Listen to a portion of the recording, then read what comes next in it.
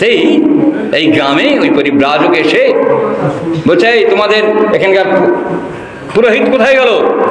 তো একটু একটা ইংরেজি শিখেছে, তা বলছে আমাদের পুরোহিত ঠাকুর তিনি মার্কেটিংয়ে গিয়েছে। বলো হোয়াট? পুরোহিত ঠাকুর মার্কেটিংয়ে গিয়েছে? মার্কেটিং বলতে আমাদের কলকাতায় এই কোথায় যাচ্ছি? যে মার্কেটিংয়ে যাচ্ছি। এই মার্কেটিংয়ে যাচ্ছি মানে শাড়ি মুখ তুমুক এটা সেটা কেনার জন্য। তা বলছে কি এখানকার পুরোহিত এই মার্কেটিংয়ে গিয়েছে, এই শাড়ি টাড়ি কিনতে গিয়েছে, ঠাকুরমুখী নয়? বলে খুব রাগারাগি করেছে, করে যাচ্ছে। গিয়ে জিজ্ঞেস করতে আছে, কেন বলো তো সবচেয়ে রিচেস্ট ম্যান কে এই গ্রামে আছে? যে সৎসঙ্গী সত্যবাদী গ্রাম, সতের গ্রাম, দেখি এখানকার সবচেয়ে রিচেস্ট ম্যান কে? আপনারা কথাটা একটু মার্ক করবেন। পরিব্রাজক বলে দিয়েছে যে অমুক বাড়িতে যান, হেভি ধনী লোক, ওর হাতি ঘোড়া অমুক তুমুক আছে, শ্বেত পাথরের 3 তলা বিল্ডিং, কোটি কোটি টাকার মালিক উনি, আপনি ওখানে যান, আমাদের শ্রেষ্ঠ ধনী উনি। সেই বাড়িতে গিয়েছে, গিয়ে বলছে এই বাড়ির গৃহকর্তাকে? বলে গৃহকর্তা 3 তলায় বসে আছে। তা লিফট করে 3 তলায় উঠেছে, উঠে বলছে যে আপনার ব্যাংক ব্যালেন্স কত? সঙ্গে সঙ্গে ওর ক্লার্ক আছে, অ্যাকাউন্ট্যান্ট আছে, তাকে ডেকে বলতে, এই অ্যাকাউন্ট করছে বলো তো আমার ব্যাংক ব্যালেন্স কত? তা ব্যাংক ব্যালেন্স, ওহো অ্যাকাউন্ট্যান্ট বলেছে আপনার ব্যাংক ব্যালেন্স 25,000 টাকা।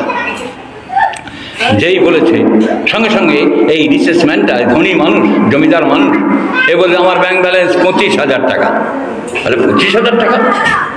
এই গ্রামটা সতের গ্রাম, সৎসঙ্গীর গ্রাম, সত্যবাদীর গ্রাম, এত মিথ্যাবাদী। তোমার এই বিশাল বাড়ি, হাতি সালে হাতি, ঘোড়া সালে ঘোড়া, এই বড় দামি গাড়ি, BMW গাড়ি, আর তুমি হচ্ছে বলছো যে আমার মাত্র 25,000 টাকা ব্যাংক ব্যালেন্স। বলে ওই বাড়ি থেকে বেরিয়ে এসেছে। বলে এ বাড়িতে জল খাওয়া যায় না, কারণ এরা মিথ্যাবাদীর বাড়ি। বলে ওখান থেকে ফিরে গিয়েছে। ওখানে রাস্তা আস্তে আস্তে জিজ্ঞেস করছে এখানে সবচেয়ে প্রবীণ লোকের বাড়ি কোথায় দেখাতে পারেন? তো বলে হ্যাঁ, সবচেয়ে প্রবীণ লোকের বাড়ি ওখানে দেখুন, 108 বছর বেঁচে আছে। ভদ্রলোকের কাছে যান, ভদ্রলোকের কাছে জিজ্ঞেস করছে আপনার বয়স কত? তো বলছে আমার বয়স বাবা বেশি না। বলে কত? মাত্র 30। বলে এই তো বড় বাজে গ্রামে এসে পড়লাম, এ সৎসঙ্গী গ্রাম, এরা সত্যবাদী, সত্য কথা বলে। এই একটা 108 বছরের বৃদ্ধ হয়ে বলে কিনা আমার বয়স 30। বলে আমার মন খারাপ করে এবার গ্রাম থেকে বেরিয়ে যাচ্ছে। এমন সময় সেই পুরোহিত ঠাকুর 2 হাতে ব্যাগ নিয়ে আসছে। বললে ওই আসছি তখন বলেছে কি ব্যাপার পরিব্রাজক মহোদয়, স্বামীজি আপনি কোথায় যাচ্ছেন? বলে এই গ্রামে এসেছিলাম, এই গ্রামটার নাম নাকি সৎসঙ্গী পাড়া, এরা নাকি সত্য কথা কয়, সৎ পথে চলে, সব মিথ্যাবাদী। বলে কেন? বলে ওদের পুরোহিত ঠাকুর সে কোথায় নাকি বউকে নিয়ে মার্কেটিংয়ে গিয়েছে। তারা বাজে লোক মশাই এখানকার পুরোহিত। তারপর বলে একজন ধনী লোকের বাড়ি গেলাম, কোটি কোটি টাকার মালিক, সে ভদ্রলোকে জিজ্ঞেস করলাম আপনার কত টাকা ব্যাংক ব্যালেন্স? ও বললো আমার ব্যাংক ব্যালেন্স মাত্র 25,000 টাকা। একটা কত বড় লায়ার বলুন তো দেখি, মিথ্যাবাদী। তারপরে একজন প্রবীণ মানুষের বাড়ি গেলাম, শুনলাম তার নাকি 108 বছর বয়স। সে তাকে জিজ্ঞেস করলাম আপনার বয়স কত? সে বললো আমার বয়স 30। কেন বললো বলুন তো? সে ভদ্রলোককে মিথ্যে কথা বলেছে? না, সে ভদ্রলোক সত্য কথাই বলেছে। এই আপনারা যারা এখানে এসছেন, আপনারা কিন্তু জানেন না আপনাদের 2 বার করে জন্ম হয়ে গেছে। একবার জন্ম হয়েছে মায়ের পেটে স্বামীর ঔরসে, বাপের ঔরসে। আরেকবার জন্ম হয়েছে যেদিন আপনাদের দীক্ষা হলো, নবজন্ম, ঋত্বিক দেবতা যখন দীক্ষা দিল। ওই যে 108 বছরে এইবারে এই পুরোহিত ঠাকুর ও বুঝতে পেরেছে কেসটা। ঋত্বিক দেবতা তো, ঋত্বিক দেবতারা বিশ্বের সবচেয়ে বড় সাধক। ও কোনো পরিব্রাজক, কোনো স্বামীজি কোনো চলবে না। আপনারা মনে করছেন এই ননীগোপাল, এই প্রদীপ, এরা এসছে, এরা তো শ্বশুর মশাইয়ের মতো দেখতে, জ্যাঠামশাইয়ের মতো দেখতে, কাকাবাবুর মতো দেখতে, জামাইবাবুর মতো দেখতে। এরা আবার কোনো সাধু সন্ন্যাসী লোক হবে নাকি? এটা আপনারা তাই মনে করেন। এটাই স্বাভাবিক, কারণ এদের ফোঁটা তিলক নেই, মাথায় বড় চৈতন্য নেই, ঝুলঝুল করছে না, বা ভালো দাড়ি নেই, গেরুয়া বসন পরা নেই, লাল পোশাক পরা নেই। এখানে যদি গেরুয়া বসন পরে এই ঋত্বিক দেবতারা আসতো, দেখতেন গ্রামের লোক লাইন দিয়ে দেখতে আসতো, ওরে বাবা আসছে রে, ওরে বাবা আসছে রে, আসছে। কিন্তু এরা যখন আসছে তখন কি কেমন আছেন, কি যাই কেমন আছেন, এই টনগুলো আমরা প্রায় শুনে থাকি। কেউ কখনো ভাবে না এরা সাধু সজ্জন। কিন্তু আপনারা বিশ্বাস করবেন কি না জানি না, আমি এই দিন বান্দা আপনাদের সঙ্গে যখন কথা বলছি, পরম পূজ্যপাদ বিশ্ববরণ্য একজন ব্যক্তিত্ব, বালক ব্রহ্মচারী, প্রণম্য ব্যক্তিত্ব, মহাসাধক, অল ইন্ডিয়ায় তার বিশাল নাম, লক্ষ লক্ষ শিষ্য তার বালক ব্রহ্মচারী। আমি তার পাশে বসে তার সঙ্গে একই মঞ্চে মাইক শেয়ার করবার সৌভাগ্য পেয়েছি ঠাকুরের চরণে এসে। এরকম আমার মতো একটা মূর্খ, একটা সাধারণ মানুষ, কোনো সাধু সজ্জন নয়, অবন্তর একটা বিশ্ববন্দিত সাধক, তার সঙ্গে দাঁড়িয়ে একই সঙ্গে মাইকে শেয়ার করছি।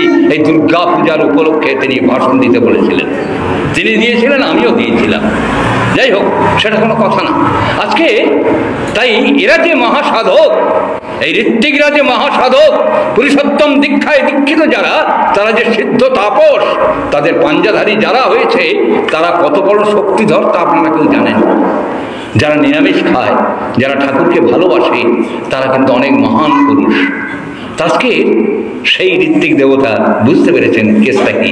বলে আবার চলুন তো আমার সঙ্গে দেখি যাই ওই ধনী লোকটার বাড়ি। কেন উনি 25,000 টাকা বললেন? এই আপনি কত বয়স আপনার? বলে এসছেন দাদা, আমার বয়স তো মাত্র 25, এই 30। বলে কেন? বলে হ্যাঁ, আজ থেকে 30 বছর আগে তো আপনি দীক্ষা দিয়েছেন, আমার নবজন্ম এইটাই থেকে জানলাম আমি মানুষ হবার পথে গিয়ে চলেছি। আমার নবজন্মের তারিখটা বলেছি, বিগত জন্মে আমি জানি না আমার লাইফটা কি, আমার জীবনটাকে আমি উপভোগ করতে পারিনি, দুর্ভোগে পড়ে গেছি। আমার একটা কবিতা আছে, জীবনটা উপভোগ করতে চেয়ে হয়ে যায় দুর্ভোগ, রোগে শোকে দুঃখে হতাশায়, স্বার্থহানির অশ্রু ঝরা কান্নায় নেমে আসে নিকষ কালো দুর্যোগ। আমি সেই নিকষ কালো দুর্যোগের মধ্যে পড়েছিলাম ভোগ করতে করতে। আজকে দীক্ষা নিয়ে আমি উপভোগ করতে শিখেছি, তার সমীপে থেকে, তার সান্নিধ্যে এসে, তার জীবনে জীবন মিলিয়ে জীবনটাকে এনজয় করতে শিখেছি। তাই আমার নবজন্মের তারিখটা আমি বলেছি যে আমার বয়স 30। পরিব্রাজককে বলছে, স্বামীজি উনি যেটা বলেছেন ভুল বলেছেন। বলে না না না, ঠিক বলেছেন, ঠিক বলেছেন, না না ঠিক ঠিক ঠিক, সাধু সাধু, এটা তো সাধুর গান দেখতে পাচ্ছি। এবারে চলুন দেখি ধনী লোকটার বাড়ি যাই। কেন বললো 25,000 টাকা? এবার ধনী লোকটার বাড়ি গিয়েছে। ধনী লোকটাকে বলছে, আপনার ব্যাংক ব্যালেন্স কত? বলে এই যে ঋত্বিক দেবতা, আমার ব্যাংক ব্যালেন্স 25,000 টাকা। কেন বললেন আপনি 25,000 টাকা? দুর্বলাই, এই যে কোটি কোটি টাকা দেখছেন, এই বাড়ি গাড়ি টাকা পয়সা জমি জায়গা বিষয় সম্পত্তি, এগুলো কি আমার সঙ্গে যাবে? কেউ আমার সঙ্গে যাবে না। আমার ছেলেপুলেরা মারামারি করে কাড়াকাড়ি করে এরা কিন্তু এই টাকা পয়সা লণ্ডভণ্ড করে দেবে, এই টাকাটা আমার সঙ্গে যাবে না। বলে তাহলে 25 বললেন কেন? বলে আমি যে নিত্য ইষ্টভীতি করেছি, এইটা টোটাল দিয়ে দেখলাম এই 25 বছরে মাত্র 25,000। কৃপণ লোক তো আমি, 25,000 টাকা ঠাকুরের ইষ্টভীতির অর্ঘ দিয়েছি। ওইটাই ভগবান শ্রীকৃষ্ণ বলছেন, জগৎক্ষেম বহম মহম। আমি যেটা ভালো, যেটা মঙ্গল, সেটাকে একটুখানি কেউ যদি করে, আহা আমার করুণাময় শ্রী শ্রী ঠাকুর কুলচন্দ্র, কারণ একটুখানি করাটা দেখলেই ঠাকুর সেইটাকে নিয়ে বাক্সবন্দি করে লক করে দেয়, লক কাট দেওয়া যায়। যে জগৎক্ষেম বহম মহম কথাটা গীতায় শ্রী শ্রী ঠাকুরকে জিজ্ঞাসা করা হলো যে ঠাকুর জগৎক্ষেম বহম মহম কেমন?